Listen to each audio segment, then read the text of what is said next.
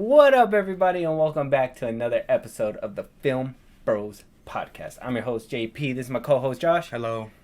And we're back to bring you guys a list. So now that everything MCU for Phase 4 has come out in the past couple years, 2021 and now 2022, we're at the end. We're in December already, almost Christmas. So what better way to, start off Christmas than to give you guys our full ranking of the MCU, or at least of Phase 4. Phase 4. For now. Mm-hmm. We're going to have a few videos coming out. This one's just going to be mainly about the TV shows. And we're going to do another video for the movies as well within the MCU Phase 4. And then we're just going to, in another episode, we'll probably go ahead and dive deeper and basically rank out all of Phase 4 MCU content. So if you guys haven't followed or subscribed or turned on notification bells, Josh, let them know where they can do that at. Go do that on YouTube. If you're watching this now, it's right there. Yeah. Subscribe, drop a comment if you'd like. Our Twitter and TikTok will also be in the description at FilmBros Podcast. And if you're not here watching, then you must be on Spotify and Apple Podcasts, because that's where we are too, at FilmBros Podcast. Yeah. So, like I said, we're going to have a few videos coming out, a few pods coming out. So, go ahead and make sure you're subscribed so you guys can get every single notification for every single video that's going to be dropping. Our editor here is going to be hard at work. Yes, sir. With that, let's start kicking it off. Okay, so Phase 4 MCU has not been the best. Okay, has not been the best for everybody. It's been very, very controversial. We got a lot of people saying it's too woke. Got a lot of people saying too many females. Got a lot of people saying the formula is dry. We're getting them from all corners. Ain't that right? Yeah. Yeah. No. It for me anyway. I've enjoyed it overall, but I know it can be problematic for some people. Yeah. So we're gonna go ahead and give you our full unbiased opinion. Okay, of at least the TV shows of MCU Phase 4. So we got 10 shows altogether. We're also going to be putting the Marvel presentations. That means the Werewolf by Night and the Guardians of the Galaxy holiday special that just released. Potential spoilers for that as well. So if you guys haven't seen the holiday special, go ahead and save this video for later. Come back, because you want to know where we put them on the ranking. Yeah. So you're going to want to know. Mm-hmm. So come back, pause this, go away, come back later. So we got 10 shows, all right? Starting off from 2021, we have WandaVision, okay? With a Rotten Tomato score of 91% and an audience score of 88, actually, 88%. Did fairly well amongst the people. Right after that, we got Falcon and Winter Soldier with a 84% Rotten Tomato score and an 83% audience score. So right there, meeting each other with the critics score. So a lot of people kind of agree with the critics on that one. Then next we had Loki with a Rotten Tomato score of 92 and an audience score of 90. So same thing. On the higher end with the 90s, about meeting the same criteria within each other. And then next we had What If, the first animated MCU show. Yeah. That one came in with a Rotten Tomato score of 94% and audience score of 93%. So same thing. It seems like it's very consistent. Marvel products. Hawkeye, Rotten Tomato score of 92% with an audience score of 89%. We also have Moon Knight with a Rotten Tomato score of 86% and an audience score of 89%. Miss Marvel, Rotten Tomato score 98%, audience score 80%. She-Hulk, Attorney at Law, Rotten Tomato score 85% and audience score 33%. So that one had a lot of disconnect, apparently. Yeah. That one probably rubbed a few people the wrong way. We have Werewolf by Night with a Rotten Tomato score of 90% and an audience score of 90%. So they're right there. Yeah. There's an understanding. And Guardians of the Galaxy holiday special, Rotten Tomato score, as of recording this video, is at 89%. And the audience score is at 85%.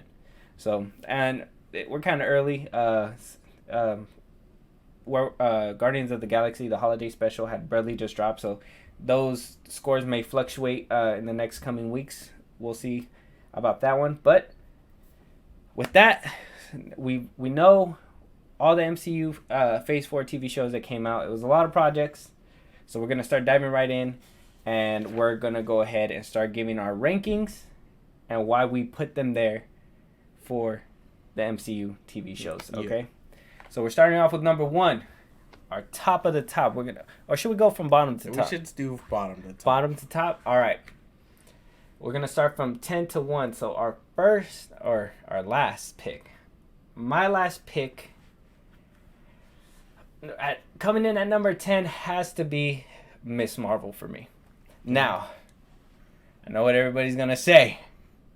It was good, but to me, that show kind of seemed like it was made for teenagers. It kind of seemed like it had that Lizzie McGuire, Malcolm in the Middle type feel, in my opinion. It was very, very, it felt more for younger audiences, and I'm not knocking them for that, but actually I am knocking them for that. There's no way I can like this without it having some kind of, connection or some kind of a little bit more mature tone, and this show did not have that mature tone for me. It was very hard to watch it. I literally had to push myself to finish watching it just to make this video, just so I can say that I have an opinion and a ranking on it. Yeah. It did drop some cool references. I don't like that they changed their powers, and I don't like how that whole, it kind of seems Green Lantern, kind of like Green Lantern, her powers and all that. I know sometimes it works when they change powers or when they try to make it fit, because I know they did that with the Mandarin, and they, the MCU has been doing that, but this one, to me, it didn't work. And so, yeah, that's the reason why I had to put it at last place. I still give it a 4. I don't think it's a terrible show, but just wasn't for me. I mean, what did you think? Well, I thought we were okay. Well, my 10th spot is What If then.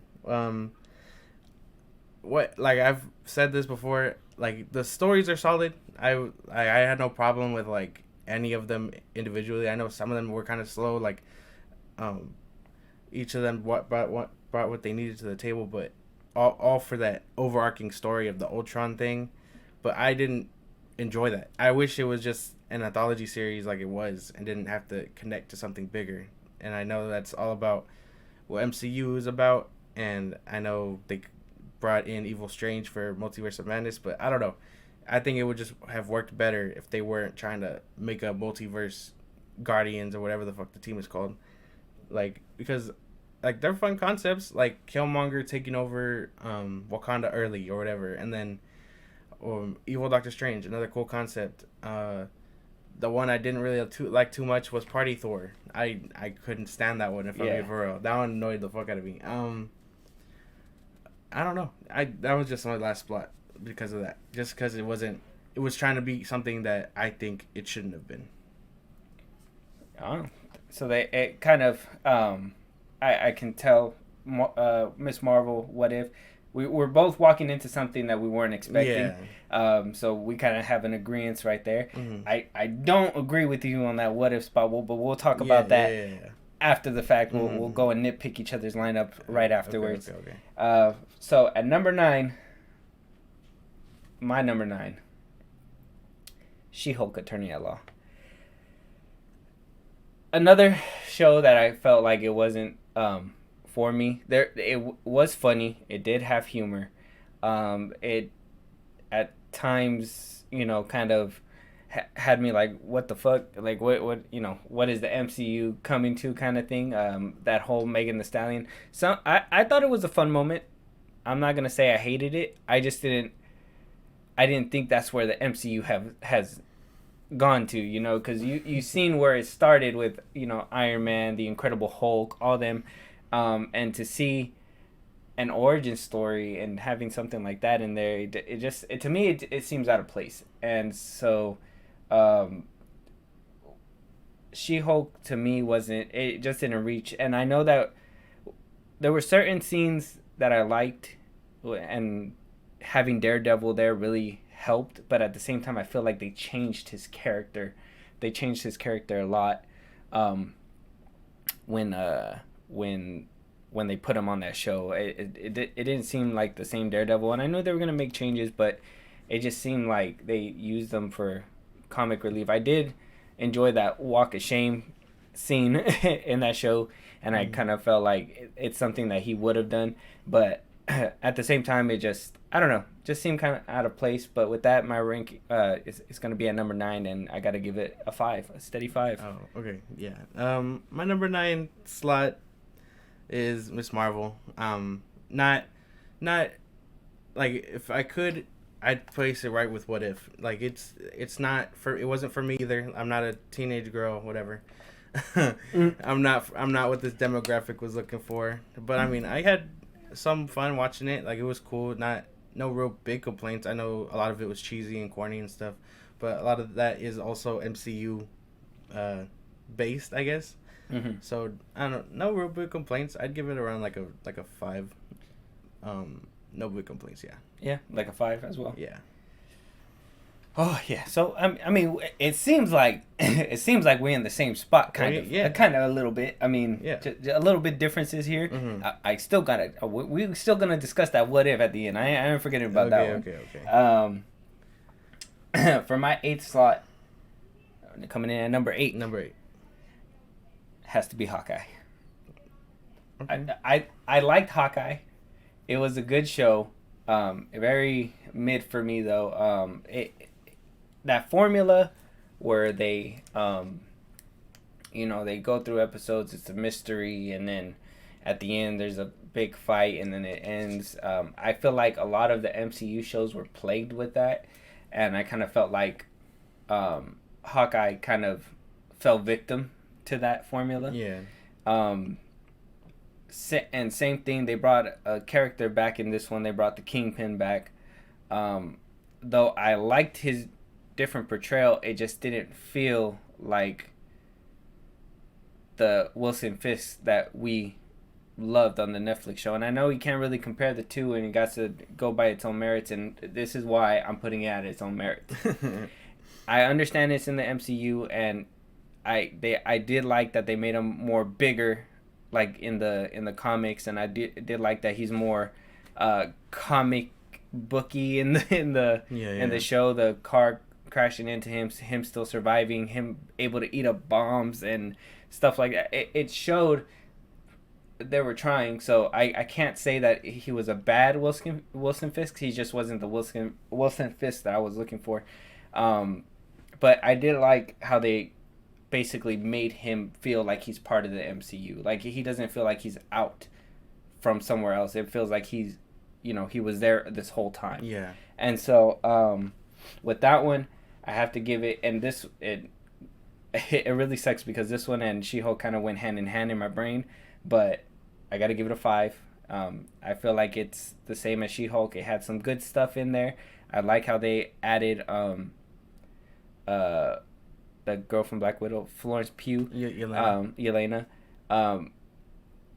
Don't like. I like how they wrapped it up, but I kind of felt like they just kind of threw her in there because they were like, "Hey, forgot that we were supposed to throw."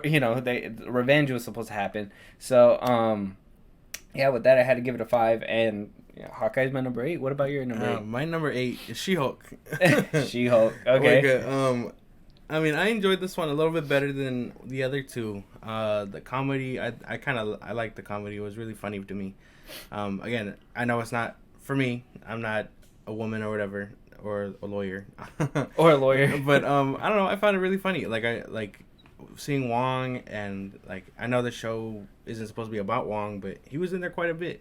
So seeing Wong and the Abomination and like Leapfrog and Daredevil, like, they really pulled it together for me to give it the 8th slot. Because again, a lot of it could have fallen flat on its face, like randomly coming out of nowhere with Scar was weird, and then a couple other things like Titania, like she wasn't, she's not a big bad, she was just trying to be big bad. And then the fact at the end of the episode where they were like, "Oh yeah, you know, the formula is weird. Like we got to change it, whatever." So her breaking the fourth wall to hopefully, you know, change the future of the MCU shows going forward.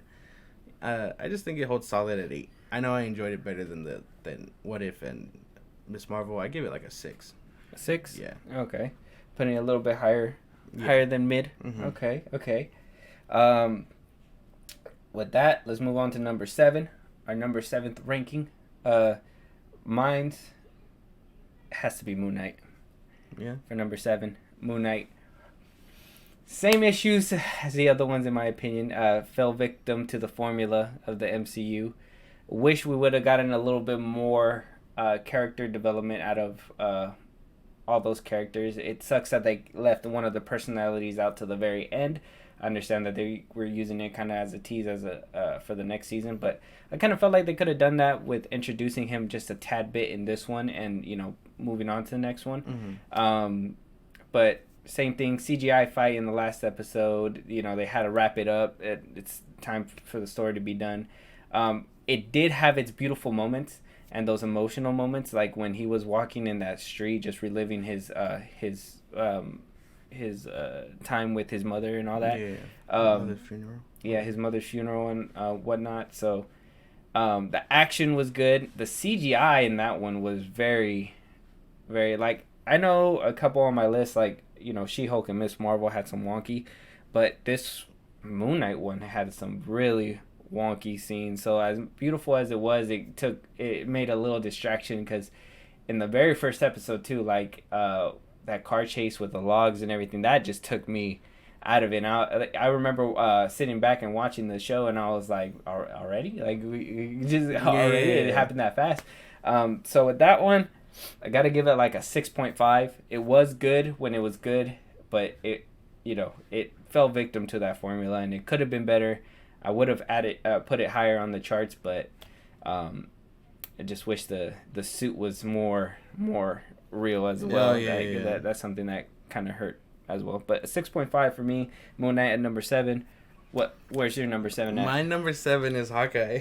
Okay. This one I enjoyed a lot too. I enjoyed this one a little bit better than She-Hulk. I feel like again, I just feel like they could have shared the same slot, but because of Kay Bishop, I liked Haley Steinfeld a lot better than I think I enjoyed She-Hulk and like Wong and all them. So seeing her was cool, and then the Yelena plot, seeing her was cool. I really liked their chemistry. They were really funny together.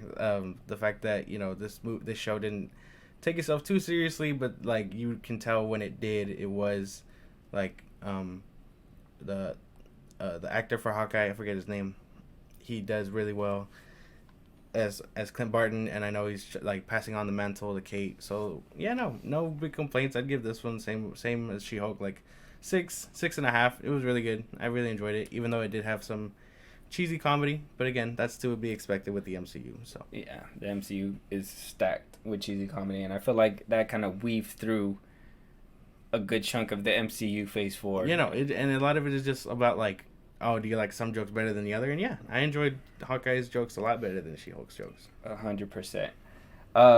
So with that, we're moving on to our number 6 pick. Okay, our number 6th pick is, at least for me, gotta give it a Falcon and Winter Soldier. Really? Yeah. Wow. As number 6. I love the show. It was solid.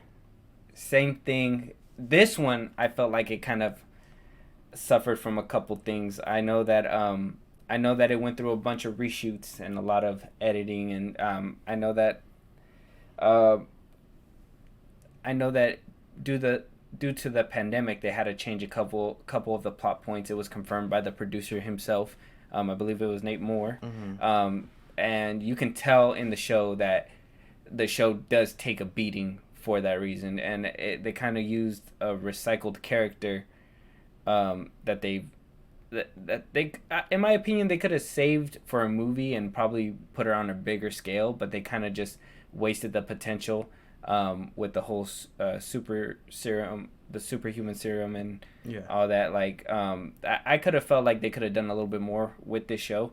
I did love the emotional scenes, and then Sam Wilson having to overcome those obstacles to become Captain America.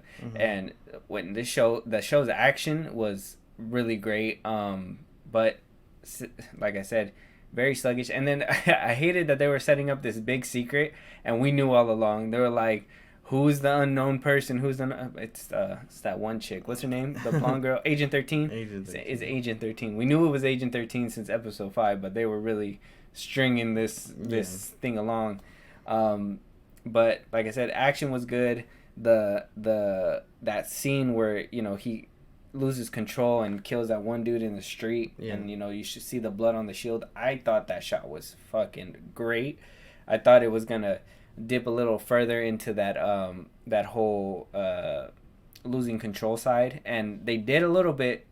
Wish they would have went a little bit further with it, but I like where they kind of stopped because it worked for the plot. But like I said, it could have been a little bit better, but overall, I had to give it a 7. I got to give it a 7. Yeah. For my 6th slot. My 6th slot is Moon Knight.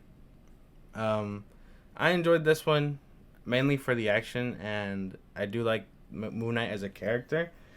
A lot of it was really good. The villain does a really great performance. Same with what is it? The dude that plays Mark Spector. I'm sorry, I'm blanking on actors' names, but they did really well. I really liked the way they went with it. I know they changed things from the comics. Steven, and Mark being their own thing, and then the fact that they held on to Jake Lockley at the last minute was kind of weird to me. But I don't know, no real big complaints other than the fact that the CGI was weird, and I wish they didn't do that whole blanking out thing where they were like, oh, we're in a dire situation, and then they flash, he goes through his little persona change, and then all of a sudden he's okay again. Like, I know in the comics default is that Jake Lockley is the one that gets them out of those tough situations. Yeah. But they don't really say that, so it's more of like who's getting them out of that situation. You know what I mean? Yeah. But no real big complaints other than that, and the CGI. I really like those 2 episodes where he dies and then he's like going through his psyche, like you said. I like the episode with the hippo and things like that. I just wish they would have kept to that, honestly. The whole going through his broken psyche and like trying to piece it together. Yeah. I did like Khonshu, even though he did look kind of wonky with the CGI. No big complaints. I give this one probably like a 7, just because I did enjoy it that much, and I think it's a little better than the rest of them. Okay. With that, we're already gonna be going to top 5. Before we get there, kind of wanted to touch up on a few of them that we put down on our list. Moon Knight, like you were saying, I would have.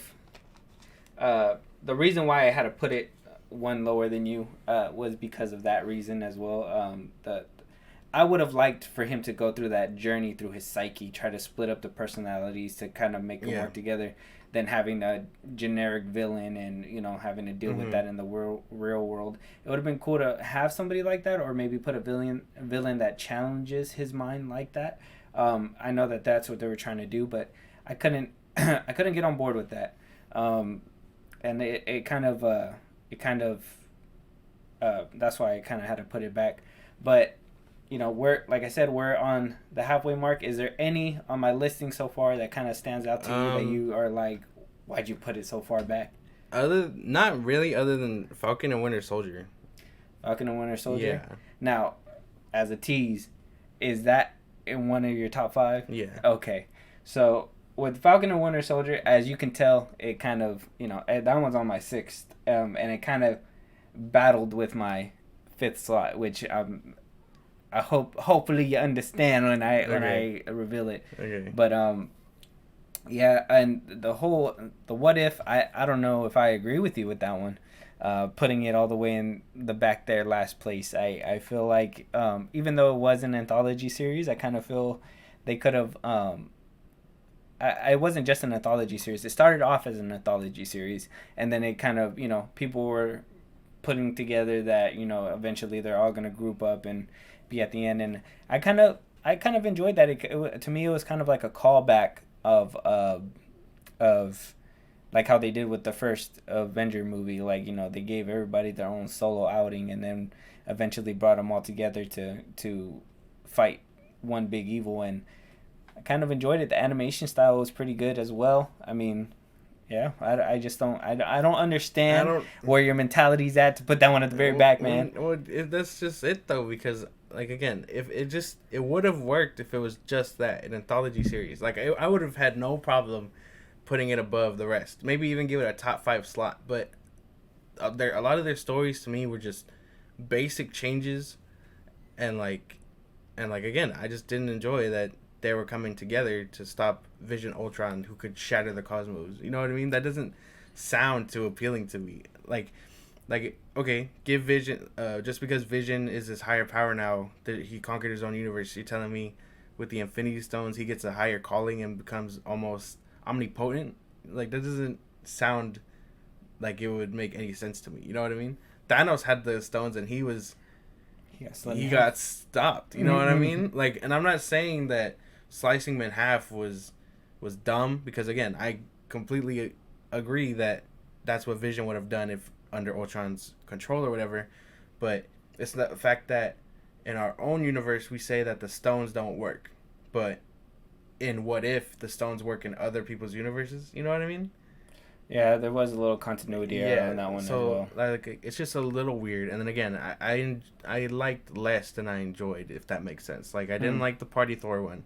I barely liked the one with Killmonger. Like, and I'm not too big of a fan of Captain Carter. But that Doctor Strange one was the Doctor Strange one, yeah, solid. Same with Black T'Challa as Star-Lord. Like, those two were like probably my favorite ones, and the one with Ultron where we see his origin and stuff. But other than that, like, a lot of them were just kind of like to me, just so they could make this whole event, the Guardians of the Multiverse, whatever the fuck it's called, their team, and then they cut an episode. Did you know that? No, I didn't. They cut out the scene in the last episode where we see Gamora and Tony or whatever. That was supposed to be an episode, but they cut that one away to be in the second season. I'm being for real. Oh, really? Yeah. Oh, okay. So, like, that was kind of weird to me. I was kind of like, oh, why'd they bring this person in, but we didn't even, see where they came from. Well, one thing I have to say about the What If is that they really did Tony Stark dirty in that one. Killed him in every single one. They really, like, did not care for this man in that series at all whatsoever. But I mean, I can see your point of view. Can't share it because we, At least you see where I'm coming from. That's all that matters. Yeah, I see where you're coming from, and yeah, can't agree with you. Yeah. But let's go ahead and start cracking into our top 5. All right, since I started first with my 10th one, I want you to start first on your top 5. Now, with this one, now that we're on the top 5, there's more of a discourse, so let's go ahead and jump into that one, because this is where, the other the ones in the back, we already knew they were going to not be. I mean, we basically had the similar setup, maybe a couple out of place, but top 5 is where the discourse is going to come in, so let's hear your number 5 pick. Okay, this was gonna shock you a bit. Okay, let's go. My 5th slot is actually the Guardians Christmas special. Wow. Because I don't enjoy the 2 movies. I don't. But this one felt really, like, I don't know, felt a lot better than the previous shows by, like, a little bit, if that makes sense. Like, I'm glad it was more of, like, a comedy, and it wasn't, like, an action movie with comedy jokes, if that makes sense. Like, yeah, you had, spoilers again, but you had, like, minor action scenes, like, where Gamora, not Gamora, but, Mantis and, Drax, like, they're trying to get Kevin Bacon, and they throw the cards and stuff, and then the scene where on the strip. I just like the fact that that you got that little Christmas, like, spirit with the comedy, and it wasn't like how the Guardians movies usually are. Yeah. Where, like, oh, it's action, we're serious, and then boom, cheesy joke. It felt like, oh, joke on top of joke on top of joke, which I think works a lot better in this special than it does in those movies. And I just think this deserves the top slot. the top 5th slot, if that makes sense. But my next 4 are definitely deserve to be ahead of it. But as for 5th slot, I feel this is pretty good on top of the others. I give him maybe like a 7 also. A 7? Okay. For my 5th slot, I'm agreeing with you. I gotta agree with you. It has to be the Guardians of the Galaxy, the holiday special. That's mine as well. I do not agree with you with the score that you gave it. I'm gonna give it a little bit higher. I'm gonna say it's an 8. Like how you said, in my opinion, it had everything. You know, it had the comedy, it had the little bit of action that was in there.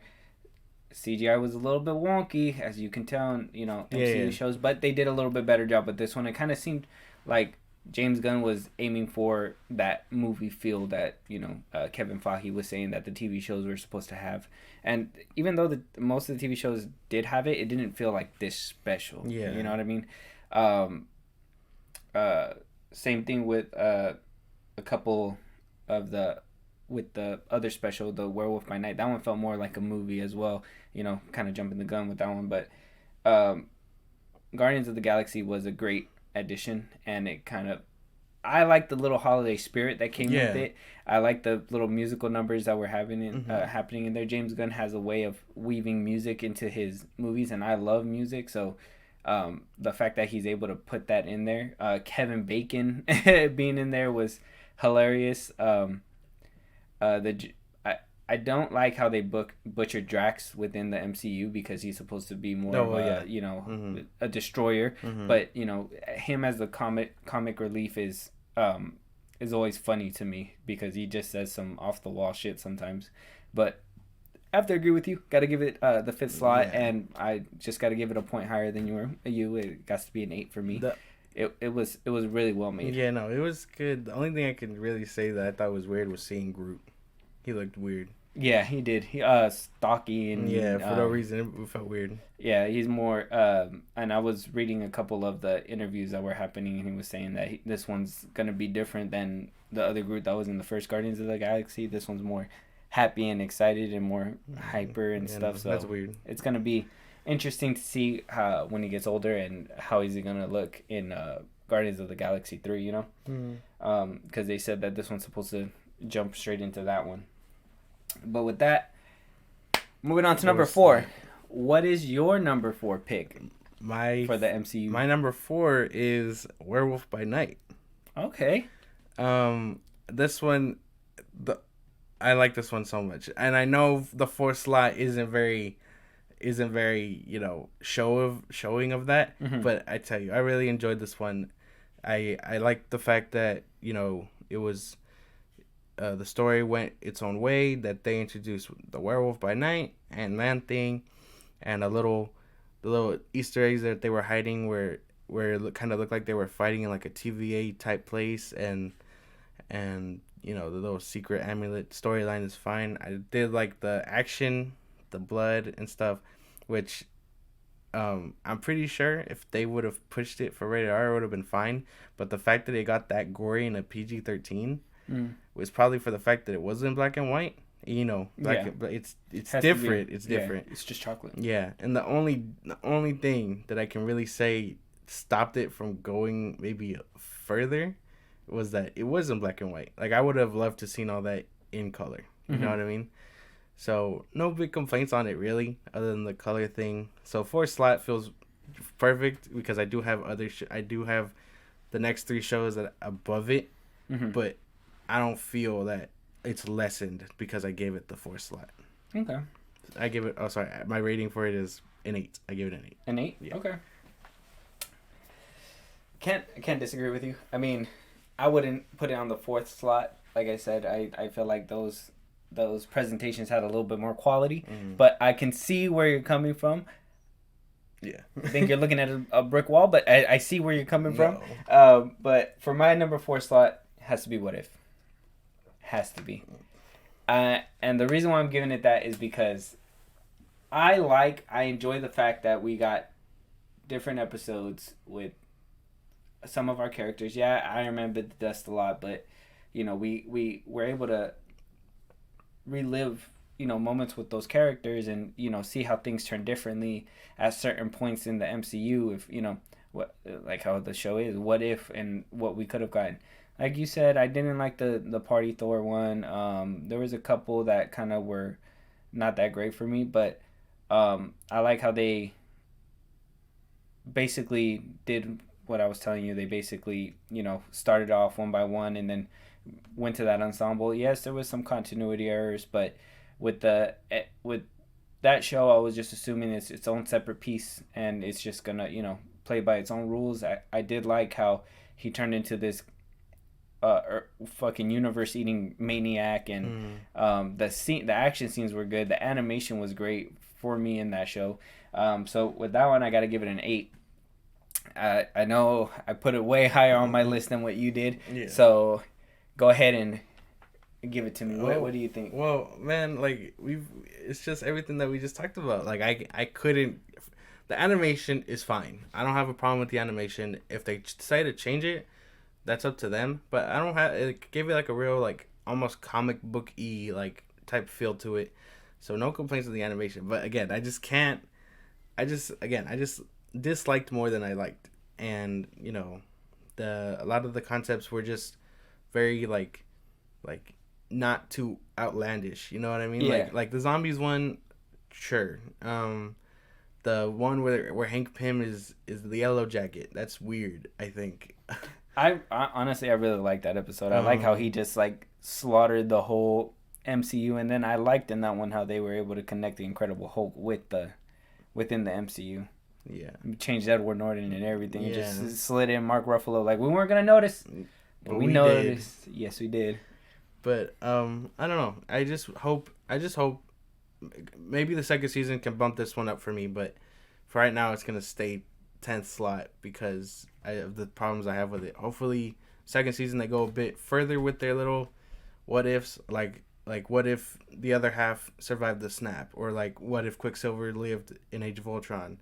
Fuck you, Joss Whedon. Whatever. I just hope they go a little bit further and crazier with their little ideas instead of doing basic changes. You know what I mean? Yeah, I get that, and I can see your POV on that one. I like the direction they went. I did like that they not only took those characters, but were able to put a couple of them in the movie, Multiverse of Madness and all that. Yeah. So I feel like this show shined the best when it had connectivity within the MCU, or not just this show, but the shows in general, when they had a lot of connectivity within, and not just throw them in there because they were just in this movie, but actual like some kind of connective tissue. But that one is gonna move me to my next one, slot 3. What's your slot 3 first? My slot 3 is WandaVision. Yeah. Yeah. Okay. All right. I'm just gonna put that out there. I'm with you on that one. Yeah. So. I really like this one. I don't see the complaints. I don't have any of the complaints people have with it now. Like the fact that people turned on this show is so weird to me. Like it's so bizarre because like I still enjoy it. Like I can sit through it and enjoy it. Sure, you can say the mystery is gone, but if you're not really tuned in, you're not paying attention. You know what I mean? But I mean, this show kicked off everything in Phase 4. I think it deserves to be top 5, and if not top 5, top 3. You know what I mean? Like it kicked off Phase 4 as a whole. We got to see Wanda and we got to see the kids and stuff. Like this one just did a lot for me, and I enjoyed the cinematography in this one. I enjoyed how colorful it was. That was one of my big things watching it. Like the scene where she takes over Westview and she creates Vision. Like that was colorful, and like sure that you could argue like the first 2 episodes are colorful. Well, yeah, we get that it's supposed to be with the times and the eras and stuff, so it's gonna be black and white. But like it ended up being really colorful when it was, and like emotional. And the only big complaint that I have about it was it paved the way for that whole thing where it's like you need to have one big CGI battle. That's my only thing. Like sure, seeing Vision fight Vision was cool, and then the fact that it ended up in a little philosophical debate is very on par with Vision's brand. But we didn't need it here. I think like it would have been fine if it was just Agatha and Wanda fighting, but even then, fighting in the sky isn't what I was looking for. But yeah, no, top 3, and I give this one a 9. 9. Same thing. I'm putting it in the same slot. WandaVision, number 3. I gotta give it number 3 because, like I told you with what I was saying before, is that the connectivity is a lot for me. Yeah. I like how it connects straight from Endgame into the show. She's dealing with the grief, the loss. Fuck the rest of the Avengers for not coming in and checking in on my girl over here. They showed all those stages. They showed, how she tried to keep her family together. And yeah, the very first time that I seen it, I did a rewatch on it. And yeah, maybe some of those surprises don't hold up as, it would have when the first time you watched it. But if you remember to the very first time you watched it, you were guessing what's going to happen with the next week. And you were so invested because, at one point people were saying Mephisto was going to be a part of it. And what I didn't like about it was that Ralph Boner joke, and they wasted, what's his name? Peter, right? Peter. Something Evans. I don't remember. Peter Evans. Yeah. Something Evans. I just said Peter. Oh, I don't know. Peter Evans. I don't like how they wasted him in that one, and and it did pave the way for those, CGI fights at the end of every single episode. I know at one point Doctor Strange was supposed to pop up in this show, and I felt like that would have helped pick up the rating because the connectivity for Multiverse of Madness and everything. But I like where it went, and I like how you said that philosophical debate at the end. The CGI fight kind of brought it down a little bit for me. But right afterwards, they had that emotional ending where she put her kids to bed, and it didn't just end with that typical fight, and then we're gonna continue with what's going on next and how we're gonna build up to the next thing. Mm-hmm. They actually resolved her trauma within the show, and that moment just made me tear up inside, and it was a beautiful moment. This one I have to give it an 8.5. Damn near perfect. CGI was a little wonky like all the rest of the MCU shows. I was able to get past it just a little bit. Wanda was a menace in the show. Vision was great. He was a good side character, and I really love their love together, even though he's an android. But yeah, 8.5. WandaVision got to, we're in sync kind of, you know what I mean? So we're pretty much good. This show just deserves everything. And like, it also set up Agatha and all that. So like if you're into that show, listen, but I'm saying for the people that are, you have to say thanks is what I'm trying to get to. Who is? Anyone that cares for it. Not for the show, but for the for nobody asked for Agatha. Let's just keep the book. And Photon, like what's her name? We're getting to see her again too. Monica Rambeau. Yeah, Monica. Mm-hmm. She's gonna come out in Miss Marvel. Exactly. The next one. So, seeing her character and her origin, how she got those powers is it's pretty cool to me too. Mm-hmm. So this show just set up a lot, I think. Yeah, it did. It set up a lot, resolved a lot of issues, and really paid. That's why I felt like it was kind of perfect to really pave the way for the future, but also fell victim of the trope, which it was the trendsetter. So I gotta say it was the trendsetter for this one. But yeah, with that, we're gonna move on to slot 2. Yeah, what is your number 2 pick? My second slot is Loki. Oh, okay, I'm just gonna put that out there. My second slot is Loki as well. Why is the second slot Loki for you? My second slot is Loki because like WandaVision, this one shares everything I liked about it. The story was great. Tom Hiddleston does his thing. The actress that plays Sylvie does her thing. And this show is just really good. Like this one is probably what they should strive to make every other show. You know what I mean? Like this one was just really good. No complaints, really. It set up Kang. It set up the multiverse.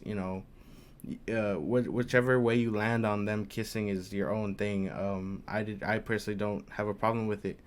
I know some people do, but I liked how this one had a little bit of mystery, and then seeing those episodes with the Lokis. And like President Loki getting his hand bit off by Loki, the Loki crocodile, whatever the hell that one was called. Mm-hmm. And that scene with the old Loki where he makes the giant ass Asgard to distract the dragon or whatever the hell it was. Yeah. This show just did really good setting up everything else as well. Mm-hmm. but just I feel a little better than what WandaVision did. Yeah. Story wise, and it didn't end with a big sci-fi battle. It ended with Sylvie killing Kang and setting off the multiverse and giving us Kang and Ant-Man and Quantumania. So yeah, and I agree. And you know what? I kind of feel like Loki did what WandaVision couldn't, and basically built up the formula that they had laid out and just made it a little bit better. That's exactly the best way I could put it. Is that they took Wanda, started off right at the end of Endgame, when Loki took the Time Stone, or middle of Endgame, whatever you want to call it. But then for him, took the Time Stone, went into his own timeline, got caught up by the TVA, went through his own struggles, found himself. Thought it was a little weird for him to be liking himself a little bit, but I guess it's on brand with his character because he loves himself. He's narcissistic. Went through it, got that big CGI battle at the end, with all the Lokis and building that Asgard. But then at the end we get that resolve and also that connectivity that we didn't just mess up our thing right here, we messed up the multiverse for everybody. Basically that's where it all started, and it was confirmed by Kevin Feige. So that's where everything started. It shows that Kang is going to be a force to be reckoned with when he shows up again. It really gave me that taste that Jonathan Majors is going to be fucking crazy in Quantumania, because I was completely interested when and I feel like he took over the show when his presence at the end on that last episode. But yeah, I feel like they took that trend that WandaVision started, just upped it a little bit, and made it the best show, in my opinion. At least the best show within the MCU so far on my list. So, and with that, I got to give it a 9 for me. What was the number you gave it? I didn't say it, but I'm giving it a 9 also. A 9? Flat, solid? Yeah. Okay. I really enjoyed this one. Also really emotional. Like, I like the scene where you like they don't spend too much time on Loki as like to force him through that development. He sits down and he sees the life he was supposed to live, and then he sees the path he goes down and the fact that he dies, but like to Thor, and seeing Thor like in Infinity War again. It's just the life he was supposed to live, forced him through that development quickly, which was really good, really heartfelt. Like you can see that Tom Hiddleston really does his thing in this show. I can't wait for season 2.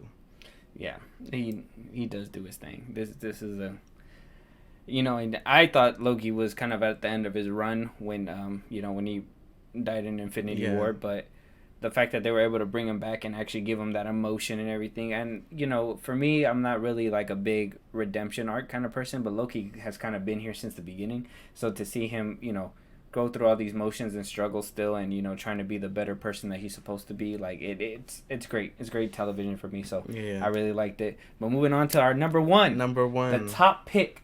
Josh, let us know what your top pick is. Mine is Falcon and the Winter Soldier. Oh no. Okay. I like this one so much. I like the action. The story was great. I like Zemo, Bucky, Falcon. I like pretty much everything about this. Like emotion behind it, like the fact that Falcon. They showed Falcon struggling to want the mantle that Steve rightfully chose for him. You know what I mean? Like it was very emotional. It had action. It had everything that I wish the other ones kind of had. It was kind of funny, like Bucky and Falcon's banter. Really funny.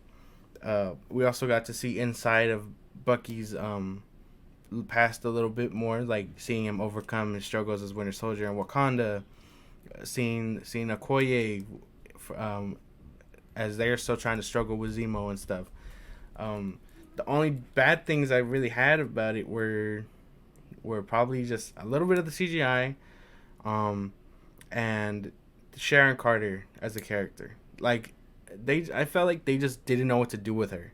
Like she shows up when, like, way back in Phase 2 as the love interest or whatever. She shows up in Civil War. They tease her as Steve's love interest again, and then we don't see her again, except for now. Mm-hmm. Whole ass movies later, you know what I mean? Yeah. So they were kind of just like, oh, she's the broker or whatever the fuck her name was. And then that was probably my only thing. Because it felt like, where was she during this whole thing? You're telling me she was working underground or whatever, away from the Avengers and S.H.I.E.L.D. and shit? That's probably my only real complaint. But I like John Walker as a character. I wish his development took a little bit longer because it felt a little weird seeing him be like, okay, I'm ready to join the good guys now or start my redemption, whatever. So we'll probably see more. I hope we see more in Thunderbolts. But I liked them as a character. I liked Carly, was that her name? Mm-hmm. I liked her as a character, also her motivations. But yeah, this show just had everything for me, I think. Yeah, man, I can't agree. What was the number you give it? For this one, because I do have some issues with it. It isn't flawless. I'm not saying it's flawless. I'm giving it maybe like a 8.5. 8.5. What'd you give Loki? 8. An 8. So you're giving this one 8.5? Yeah. Okay. And that's your number one? Yeah. Dang. So the MCU for you, that Phase 4, doesn't it go above an 8.5? Yeah, no. Man. Well, how do I say this? Easter egg, not even an Easter egg, just a little bit into our next one. Movies go past 8.5. Okay. I get that. My number one, cannot agree with you. We're on two separate sides of the spectrum, but for number one for me, I gotta give it to Werewolf by Night. Werewolf by Night. And I just recently watched this one. I was putting it off for the longest because of you, because of the black and white, and I am used to it because I used to love shows that were in black and white when I was younger. I used to watch like I Love Lucy. Used to watch, what's that one, MASH. So black and white never really bothered me, but I think it is the fact that we're in 2022 and we're getting a black and white project. But actually sitting there and watching it, I understand why they did it. It was supposed to give you that eerie feel. It helped a lot with that PG-13 rating when all that extra blood that was there. They showed a lot more brutal kills, even though if it was for 1 second, you could tell they were very ready to chop up the editing just for that, just to keep it on that PG-13 rating. But like I said, I feel like these presentations, this one itself, basically paved the way, and I feel like Marvel might be going down this route now, and it's because of how well it turned out to be. They gave us a cohesive story. It was it didn't have connectivity, so that's why that's another reason why I had to dock it just a little bit. But I feel like without the connectivity, it still did what it was asked of. It intrigued you, made you care about the characters, even though it was for 45 minutes or whatever. The Swamp Thing was really cool looking. I know he was practical. You told me before. Even the CGI on it kind of threw me off. And like I said, that's just something that's been happening with all these Marvel shows and all that. CGI has been wonky. But I honestly wish they would have pushed the envelope a little bit more with and gave it that rated R, just so for me, just that little taste of how Blade is gonna be, because Blade is supposed to be rated R. So I just wanted to see that little taste within this show. I understand that they had to edit it, so I guess for them that is probably their taste for us, which I can't complain. And I did like at the end, it kind of did give it that color within the show, like kind of broke free from that eerie feeling, and they were safe. And this one for me, this show really, or this presentation really paved, in my opinion, paved the way for Guardians of the Galaxy, that holiday special, and that's why I had to put it on my top 5 too, because in my opinion, if they go down this route with the presentation route, I feel like a lot of their shows will be a banger. With that, I got to give it a 9. Nothing goes past 9 with the TV shows. There was no spectacular wows or anything, and with the CGI hurting a lot of their shows, and this one as well, just a little bit. We just Marvel got to learn that quality over quantity with some stuff, and I feel like they took the time to do quality with Werewolf by Night, and that's why I have to give it that 9. Yeah. Yeah, no, I see what you're saying. I get it. I get you. Yeah, Mm-hmm. you see where I'm coming from. Mm-hmm. But with that, I gotta ask you, man. That Falcon and Winter Soldier just really threw me for a loop, and I can't get over it. With all the issues that happened, and with where did you put Werewolf by Night? I believe you put that 4. 4. Mm-hmm. So I mean, it's still top 5.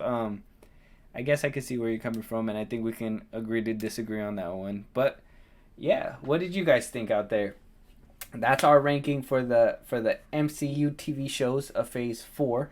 A lot of surprising turns, at least surprising for me. Well, no, yeah, for surprising as well. Like it was interesting. Very interesting to see like where things go. Yeah. Now the question's for y'all. What is your guys' top 10 for the MCU shows? Did you guys agree with our list? Can we be more wrong? Go ahead and let us know in the comments. Go ahead and let us know where else. On Twitter and TikTok at FilmBros Podcast, and if you want to listen to our other episodes, you can find us on YouTube, Spotify, Apple Podcast at FilmBros Podcast. Yeah, and with that, like I said in the beginning of the episode, go ahead and hit the follow, the like, subscribe, hit the notification bell. You don't want to miss any of our episodes. We're going to be bringing out a couple more of our rankings and our final ranking for 2022 in the next coming weeks. So be sure to tune in for those. And with that, I think we're done. Yep. And we'll see you guys on the next one. Talk to you guys later. Late.